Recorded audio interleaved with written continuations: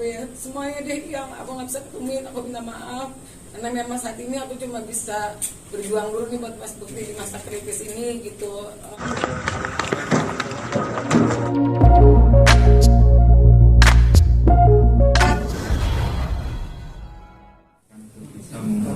Apa yang terkini kondisi dari sang suami sendiri sekarang sudah sejauh mana penyembuhan? Alhamdulillah, yang penting alhamdulillahnya Mas Bukti udah sadar, udah bisa bercanda, udah bisa ngobrol ya. Tapi itu sekarang hari ini dibatasi karena Mas Indra kayaknya Mas Bukti ini yang masya Allahnya dia walaupun lagi kondisi tidak sadar ini karena dia harusnya nih banyak banget pekerjaan gitu. Jadi dia tuh agak bisa dibilangin karena dia masih masa pemulihan dan recovery. Jadi dia masih ngelantur cara ngomongnya dan pikirannya gitu. Jadi sometimes dia ngomongin suatu hal yang masa lampau bukan masa sekarang gitu. Jadi kadang lagi tidur tiba-tiba dia bangun kayak nyopot ada di jari itulah ya buat tensi, terus kayak gitu dia bangun, bener-bener aku harus kerja jam berapa dia bilang gitu, jam 2 begitu dia mau kerja karena dia tahu hari ini dia harus kerja gitu. Terus jadi dia masih keinget tentang jadwal kerjaannya gitu. Ya betul, terus kayak gitu jadi ada flashback yang dia kadang ngomongin tentang masa kecilnya, sampai dia kayak cuma kayak bangun ini di mana gitu, cuma ada di mana, ada di ruangan mana. Jadi memang karena karena operasi ini Mas Bukti juga jadinya ada memori yang dia ulang lagi perlahan-lahan dari dulu sampai sekarang. Jadi bisa dibilangnya dia agak kurang bisa mengingat yang sekarang ini, jadi tidak bisa di-push. Dan hari ini doain aja Mas Indra agak menurun menurun kesehatannya gitu. Jadi dia bisa dibilangkan kelelahan, jadi tensinya jadi agak naik, terus pendarahan juga di saraf pembuluh darahnya itu jadi agak banyak lagi gitu. Jadi hari ini sangat jadi aku juga cuma datang ke kamarnya, cuma banyak diem. Kalau dia mau makan, aku cuma bangun untuk makan. Habis itu dia emang kita masukin obat untuk cepat dia tidur. Jadi alhamdulillah gitu, ini malam ini karena masih dibawa infus juga, jadi maksudnya tensinya balik lagi gitu. Jadi ini benar-benar lagi masa, kalau bisa dibilangnya ini penyakit yang memang kritis gitu buat Mas Bukti gitu. Jadinya saat ini sih keadaannya lagi kayak gitu. Sempat dengar juga kabar bahwa penglihatannya sedikit menurun, itu seperti apa? Menurun itu bisa dibilangnya sebenarnya karena habis lagi operasi kemarin gitu. Jadi kayaknya ini sih besok kita baru mau cek lagi di MRI lagi. Sebenarnya harusnya besok tuh MRI kapasitas operasi itu gimana gitu. Tadi kan karena ada pendarahan dan aku juga kayaknya mau ngecek bagian matanya karena dia ngerasa hari ini kok buram dan bagian palanya sakit gitu. Jadi besok tuh mau di MRI.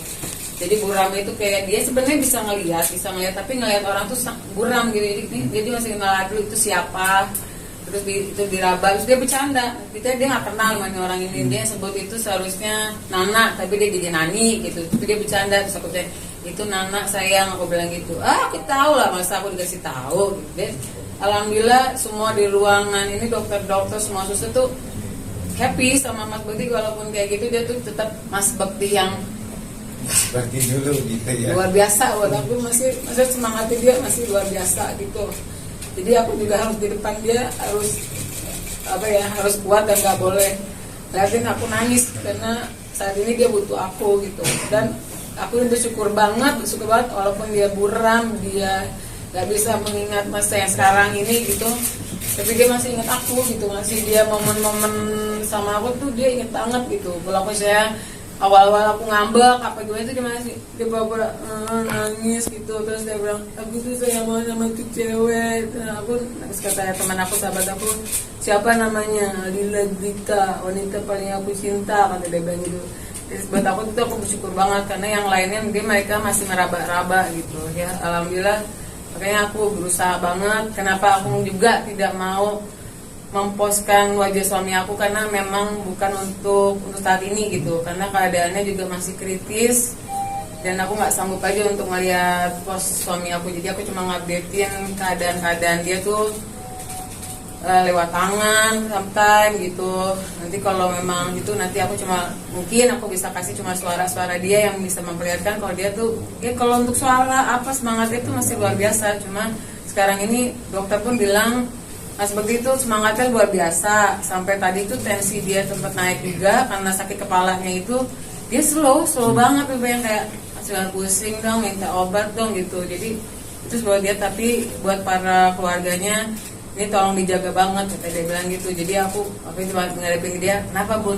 Oke, aku bilang gitu. Tapi kita keluarga tetap harus menjaga informasi-informasi yang ada dari dokter gitu. Cuman kalau untuk sensorik dan motoriknya udah Alhamdulillah, bersyukurillah. Kalau untuk dari tangan, kaki, semua tuh sampai dokter, ayo coba tangannya, ayo tendangannya, semua sampai kan kita sampai dicek jantung semua gitu, semua alhamdulillah. Karena tuh masalahnya cuma dia ngerasa pusing banget palanya, terus palanya sama mata sih dia masih aku worritin gitu. Jadi itu yang masih, karena palanya itu sakit karena dia masih ngeluarin darah gitu. Karena dia tuh kalau ngomong saking antusiasnya itu yang bikin dia juga tensi agak naik gitu. Karena dia ngomong tuh sambil mikir, tidur aja bisa-bisa kebangun kaget cuma ngomongin hal nggak penting, bukan nggak penting Bu. Jadi kadang ngomongin tentang kerjaan kaget gitu. Aku harus kerja nih Bun, di mana nih? Udah jam 3 nih, aku bilang gitu. Jadi ada yang kayak gitu. Jadi otak dia, kata si dokter, Pak Bekti tolong kalau lagi tidur, lagi ngomong jangan sampai mikir, santai gitu. Jadi ya aku cuma saat ini samping Mas Bekti cuma kayak udah nemenin dia cerita, aku bener gitu. Aku nggak mau terlalu antusias dia cerita gitu, karena aku mau dia cepet recovery gitu. Kalau untuk sebelumnya kan bilang juga bahwa sempat ada riwayat sering pusing, mungkin Mbak Dila sempat tahu dan seperti bawa ke rumah sakit kah dengan penyakit pusingnya dari Mas Bekti sendiri atau seperti apa? Udah sebelum ini kejadiannya dia sempat pusing-pusing gitu. Terus karena ini memang berawal tuh dari dia kerjaan ini malam, paginya dia harus siaran, tidurnya sangat kurang buat aku, dia cuma 2 jam 3 jam. Terus ada sampai itu dia pernah nerima kerjaan dari pagi lagi dia harus berangkat, jadi dia tidak tidur pagi, dia harus ngejar lagi siaran. Jadi saat itu udah mulai tuh kepala dia pusing banget. Aduh, yang dia tuh kampus dulu tuh sebenarnya bisa nahan banget pusing gitu. Terus hari kok dia sampai kayak sakit banget ya, sampai dia mau pingsan. Aku bawa deh ke salah satu rumah sakit, kita sempet juga cek MRI. Aku nggak tahu kenapa di situ dibilanginnya clear untuk bagian pembuluh darah di kepalanya, tapinya ternyata di sini sampai dia jatuh pingsan ini, di sini ternyata kok dia ada gitu. Aku juga agak aneh gitu. Nah terus semuanya dia malah cuma dibilangin saraf kejepit bagian ini, katanya ada saraf kejepit sampai di kaki. Aku sempat mau bawa ke herbal, tapi karena dia waktunya juga lumayan padat gitu sampai mau tahun baru ini, jadi nggak jadi. Tapi itulah yang bikinnya, tapi namanya ya udah dari takdir Tuhan lah ya. Jadi saat ini ujiannya buat Mas Bekti dan aku, ya kita harus sama-sama kuat sih, semoga bisa ngelewatin ini gitu. Amin. Sudah sejak berapa lama mengeluh pusingnya mungkin? 2 minggu. Pertama tuh dia kayak cuma pusing, aku sangka pusing biasa karena dia minum obat hilang gitu. Sampai suatu saat dia minum obat itu udah nggak kuat, dia aduh ini sakit banget ya, pegang pala. Udah besok cek aku bilang cek, oke. Kita sempat kan maksudnya jadi kita sebutnya kita nggak mau pusingin, kita dua-duanya sama sakit sebenarnya saat itu. Kita staycation gitu, karena staycation di rumah sakit ditanya, karena mau ngecek seluruh tubuh kita. Kita dua-duanya baik, dia juga baik, itulah gitu udah 2 minggu itu. Tapi ternyata 2 hari sebelum bukan 2 hari sih, setelah itu pas malam dia ulang tahun itu kejadian gitu. Dari 2 hari sebelumnya aku baru dari rumah sakit itu. Pak, cuman kan tensi Kak Bekti sendiri kan naik turunnya dari kemarin katanya gitu. Mungkin kalau memang hingga esok hari tetap naik turun itu dokter akan ada tindakan apa? Ya sih, kalau tensi dia tetap naik ini, kan hari ini dia masih infus kan. Dokter cuma bilang ini kita lagi mau usaha dia tanpa infusan. Karena kan kita mau realitinya mau menurunkan darah yang ada di kepala dia sama tensinya tetap stabil gitu. Jadi kayak dia berharap kalau memang besok belum juga, kita tetap ada namanya MRI buat ngecek mata sama kepalanya. Kenapa? Untuk melihat kapasitas si maksudnya pendarahan di kepalanya ini berkurang atau bertambah. Semoga ya, mohon doanya semoga besok Mas Bukti amat berkurang gitu, matanya tidak ada apa-apa gitu. Jadi kalau memang habis itu dia memang keputusannya masih belum, sepertinya akan ditambah lagi masa dia di ICU. Tampaknya sebenarnya kayak gitu. Alhamdulillah yang penting beliau tegar, tidak seperti ini setelah pulang ke rumah apa suami setiap waktu. Udah tugas ya, kemana aku udah tugas istri sih. Kalau dibilangin sedih banget gitu, karena ngadepin Mas Bukti yang dia harus kehilangan memori. Sometimes dia juga sempat, dia harus lupa yang ke depan ini. Sometimes dia suka lupa nama anaknya. Awal-awal gitu aku agak, oh my god, dia lupa nama anak gitu. Aku nggak mau yang ngepus dia juga gitu. Tapi baru tadi pagi aku bersyukur banget dia bisa nyebut nama anak, di mana anak di mana aku mau ketemu gitu. Dan aku bilang ada di sana lagi main gitu. Dia bisa sebut nama anak-anak semuanya gitu. Jadi aku bersyukur banget dari kemarin tuh, aku cuma berdoa. Pokoknya saat ini aku cuma percaya sama Tuhan sama Allah. Kalau semuanya aku bisa lewatin, aku bisa kuat karena Allah, itu aja. Karena itu buat aku, doa aku udah ijabah banget. Mas Bukti bisa ngelewatin operasi besoknya. Mas Bukti ini kayak mukjizat banget, dia bisa besoknya bisa sadar dan dia bisa ngenalin aku, bisa, dan benar-benar kayak Mas Bukti yang apa adanya gitu. Terus ya cuma dia short memory aja gitu, jadi bisa ngulang-ulang semua perkataan dan aku harus sabar ngulang lagi gitu. Jadi aku lagi mau mencoba untuk biar dia nggak mikir lagi saat ini gitu. Jadi aku jadi ngejauhin semua TV, semua handphone. Jadi HP itu dia nanya, karena saat kejadian itu kan dia megang handphone, kata dokter emang gitu. Dia nanyain handphone itu karena saat kejadian lagi megang handphone, lagi kerja. Jadi itu yang dia pikirin, kerjaan, handphone. Jadi aku bilang, handphonenya mana? Handphone aku mana? Mati, dicas. Aku bilang gitu. Jadi dia akan ulang-ulang tuh handphone dia di mana. Jadi harus sabar. Handphone bohong-bohongin lagi dicas, lagi diambil sama Mas Roy, jadi ini di mana kayak gitu intinya. Sampai dia oke, ada makamu ya gitu.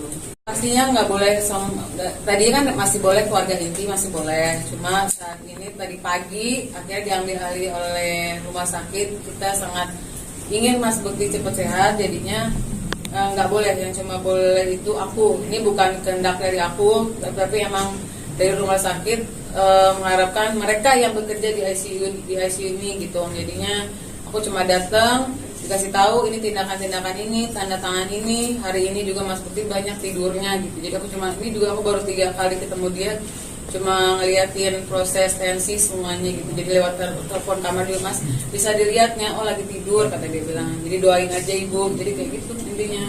Kenapa saya juga nggak pulang? Rumah saya sangat jauh dari sini. Saya nggak mau gitu, maksudnya kehilangan momen-momen aku nggak bisa ngejagain dia. Alhamdulillahnya ada mama, ada yang siap megangin anak-anak aku juga gitu. Karena di sini juga nggak boleh anak-anak datang, dan aku masih belum siap juga untuk anak-anak ngelihat bapaknya mungkin yang tiba-tiba nggak ngenalin dia gitu. Walaupun anak-anak juga sebenarnya udah tahu, terutama anak pertama aku gitu. Udah tahu. Sempat tanya nggak anak-anak? Pasti setiap malam dia nanya, ayah gimana, ayah gini. Kadang tuh aku curhat dulu sama mama, gini mah jadi gini ceritanya nana gitu. Terus aku udah cerita, udah bisa curhat, terus tiba-tiba baru, oh ayah gimana nih ceritanya tadi gini-gini, doain ya gitu kan. Harusnya kita staycation nih gitu, aku bilang. Jadi kita nggak jadi staycation ya, kata dia bilang. Ya jangan dong, masa kita staycation ayahnya sakit, aku bilang gitu. Kan bukan flu batuk, ayah lagi sakit banget. Oh ya udah ngatiin gitu setiap hari. Mereka malah yang kayak jangan lupa makan, kita ada grup di handphone kan. Jadi mereka tetap ngasih support walaupun HP itu memang ayah Mas Bukti nggak megang gitu. Aku pengen semua momen yang memang kita ambil ini nanti Mas Bukti bisa lihat sesudahnya gitu. Setelah kejadian ini dia tahu gitu, karena semua para di sini juga aku mau makasih semua para teman-teman Mas Bukti, semuanya deh yang aku nggak bisa ketemuin, aku minta maaf karena memang saat ini aku cuma bisa berjuang dulu nih buat Mas Bukti di masa kritis ini gitu. Tapi makasih banget semuanya, baik banget dari teman-teman Mas Bukti pemimpin kerjaannya Mas Bukti juga, Bu Siwi, semuanya dia pokoknya yang bisa mengerti keadaan Mas Bukti saat ini. Aku makasih banget itu support dan dukungannya gitu. Ini kan kita juga, aku mau sekalian memberitahu gitu kalau apa ya, lagi agak, emang kita lagi berat karena kita lagi usahain banget saat ini. Kayaknya aku mau membuka penggalangan dana gitu untuk Mas Indra, karena yang tampaknya akan 20 hari ke depan Mas Bukti itu akan di sini gitu. Jadinya biayanya udah sangat besar di hari keempat ini gitu. Jadi aku udah broadcast beberapa teman-teman juga, alhamdulillah ya mulailah ada beberapa yang udah memberikan kebaikannya, keikhlasannya, yang nggak mau dikasih tahu siapa namanya ya, alhamdulillah sih. Jadi semoga yang mendengar ini juga bisa membantu Mas Bukti gitu. Berharap ada tangan-tangan baik yang bisa nolongin Mas Bukti sampai sehat gitu. Amin. Amin. Adila, seharusnya kan momen bahagia ya, karena waktu kejadian pas di hari ulang tahun. Gimana sih artinya berita ini mengagetkan seorang Kadila sendiri? Kalau sekarang sih, sekarang aku pernah nih menyebutin nama ini tanggal berapa pun, dia bilang gitu. Sekarang sudah tanggal 29, aku bilang gitu. Terus tiba-tiba dia bilang gini, hah? Ah bunda bohong, kata dia bilang gitu. Kan ayah masuk tanggal 28. Terus apa jawabannya, dia bilang, no, that's my day, I don't want, that's my birthday, kata dia bilang gitu. Jadi aku yang menyimpulkan, memang dia setiap tanggal 28 itu pasti ada momen kebahagiaan bareng sama sahabatnya, bareng sama siapapun. Jadi aku nganggapnya, oh dia nggak mau nih hari kejadian itu. Jadi aku tanya, ayah mau tanggal berapa? Aku bilang gitu, tanggal 4, dia bilang gitu. Oke, tanggal 4. Jadi dia nggak pernah mau nyebutin tanggal itu di tanggal 28. Sebenarnya ada teman kita yang datang juga nyebutin, besok kamu lo tahun baru sama gue lo tanggal 30. Ih bohong, nggak tanggal 30, nggak 30. Karena dia tuh momen yang dia tunggu kan sebenarnya 28, 30 itu kerjaan plus hari birthday-nya dia gitu. Jadi aku lagi ya insya Allah sih pengennya kalau dia udah baik lagi, pengennya sih ini mumpung ada teman-teman deket nanti mungkin kalau dijabah sama Tuhan, pengennya nanti dia udah sehatan, aku pengen bikin di kamarnya nanti ada apa namanya, aku dekor sedikit lah gitu buat dia happy gitu kalau dia nggak ngelewatin tanggal 28 itu gitu. Karena ini masih panjang perjuangan aku buat recovery dia, yang katanya dia aku harus, kata dokter ya, apa short memory ini akan panjang kayak anak kecil lagi, kita memori dia yang dari kecil sampai sekarang gitu, karena dia masih nggak ingat gitu sih saat ini. Kadila sempat ngebatasin waktu jam kerjanya Kak Bukti nggak? Katanya 2 jam, 3 jam. Kalau sebelum kejadian ini sih susah banget ya, saya udah kayak berbusa mulut saya gitu juga. Yang nggak tahu juga emang rezekinya saat itu memang datangnya segitu, tapi aku kadang yang coba yang udah dong cepet pulang, aku bilang gitu. Kalau kadang di pertengahan itu dia ada meeting waktu kosong, tetap dia pakai dulu meeting, aku harus ketemu orang meeting itu, harus ketemu aku, itu yang susah. Aku sampai beberapa bulan ini aku berantem sama dia tuh jadi kayak cuma masalah yuk pulang ke rumah, lo cuma ada waktu nih bikin jam pulang dulu istirahat, berangkat lagi terserah. Tapi itu Mas Bukti sangat keras kepala gitu. Jadinya untuk saat ini semoga Mas Bukti waktu nanti udah sehat mengerti kalau kesehatan dia ini sangat luar biasa gitu. Jadi ini juga udah riskan banget buat dia. Jadi aku berharap juga dia sehat dan dia bisa belajar lah dari ini. Jadi dan aku kayaknya juga yang akan menentang dia kerja malam gitu. Jadi dia harus ada momen istirahat, bukannya aku belagu banyak duit, bukan. Karena kesehatan nomor 1 dan nyawa dia buat dia aku paling penting gitu saat ini. Kadila mungkin terakhir, kalau pengen sumbangan bisa menghubungi siapa gitu mungkin? Nanti ada broadcastnya, ada sesuai nama yang udah sesuaiin. Nanti aku taruh juga di IG aku. Beberapa sahabat juga bakal ngeblas, insya Allah dibantuin semuanya. Jadi nanti tolong cek aja di IG aku. Dan semoga banget banyak-banyak tangan yang bisa sesuai budget rumah sakit ini gitu. Nanti amin gitu ya. Terima kasih semuanya. Terima kasih.